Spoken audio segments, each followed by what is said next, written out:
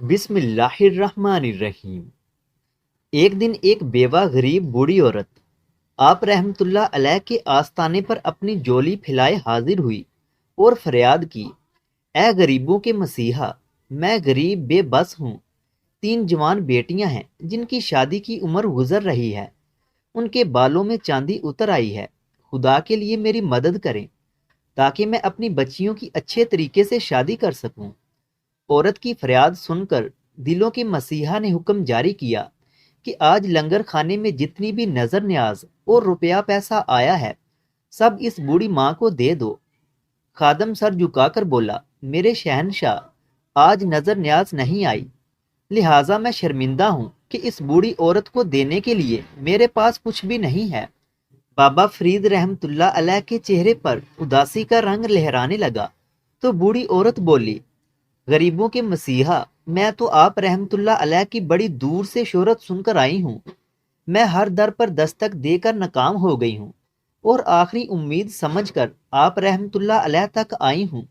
مجھے خالی ہاتھ واپس نہ کریں، آپ رحمت اللہ علیہ ہی میرا آخری سہارا ہیں۔ بابا فرید رحمت اللہ علیہ اداس شفیق انداز میں بولے، آخری سہارا تو اللہ تعالیٰ کی ذات ہے، یہ فقیر بھی اس کے در کا بھکاری ہے۔ میرا اور سب کا سہارا وہی ذات ہے جو 70 ماؤں سے زیادہ شفیق ہے۔ لیکن وہ بوڑھی ماں ضد اور اصرار کرتی جا رہی تھی کہ میری مدد کی جائے۔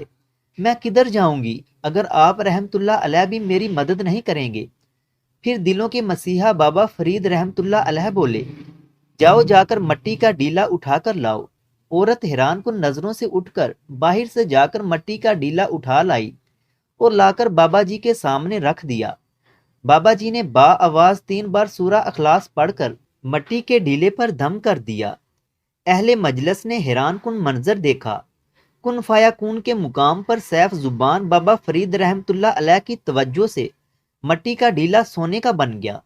پھر سونے کے ڈیلے کو اٹھا کر غریب عورت کو دے دیا اور کہا، جاؤ جا کر اپنی ضرورت پوری کرو اور اپنی بیٹیوں کی شادی کرو۔ عورت تشکر امیز نظروں سے بابا جی کو دیکھتے ہوئے چلی گئی۔ گھر جا کر اس نے عجیب خیال کے تحت غسل کیا، وضو کیا، خوشبو لگا کر صاف لباس پہن کر جائے نماز پر بیٹھ گئی اور سورہ اخلاص کو پڑھ مٹی کے ڈیلوں پر دم کرنے لگی کہ میرے پاس کیمیا گری کا خاص نسخہ وظیفہ آ گیا ہے جس کی تاثیر سے مٹی سونے میں ڈھل جاتی ہے۔ جب مٹی کے ڈیلے سونے میں نہ بدلے تو 300 بار پڑھ کر دم کیا، لیکن مٹی سونے میں نہ ڈلی۔ پھر اگلے دن بھی یہی عمل کیا۔ کئی دن عورت مٹی کے ڈیلے لا کر سامنے رکھ کر پھر سورہ اخلاص پڑھ کر ان پر دم کرتی، لیکن جب بار بار پڑھنے اور دم کرنے پر بھی مٹی کے ڈیلے سونے میں نہ بدلے تو آخر کار تنگ آ کر بابا جی رحمت اللہ علیہ کے حضور حاضر ہوئی اور بولی، اے مسیحا، آپ رحمت اللہ علیہ نے 3 بار سورہ اخلاص پڑھ کر مٹی کو سونے میں بدل ڈالا، جبکہ میں نے غسل کر کے پورے گھر کو صاف کیا اور مہکا کر سینکڑوں بار سورہ اخلاص پڑھ کر مٹی کے ڈیلوں پر دم کیا، لیکن مٹی کے ڈیلے مٹی کے ہی رہے۔ آخر میری پڑھائی عبادت کام کیوں نہیں کر رہی جو آپ رحمت اللہ علیہ نے صرف 3 بار پڑھ کر ڈالا؟ بابا فرید رحمت اللہ علیہ نے عورت کو ٹالنے کی بہت کوشش کی، لیکن عورت باضد تھی کہ مجھے وجہ بتائی جائے، میری پڑھائی سے مٹی سونا کیوں نہیں بنی۔ آخر تنگ آ کر بابا جی بولے، دیکھو بی بی، تمہاری پڑھائی اور عبادت سب اپنی جگہ ٹھیک ہے، لیکن آسمان کے بادشاہ خالق کائنات نے جو تاثیر اپنے غلام فرید رحمت اللہ علیہ کی زبان میں پیدا کر دی وہ تمہاری زبان میں نہیں ہے۔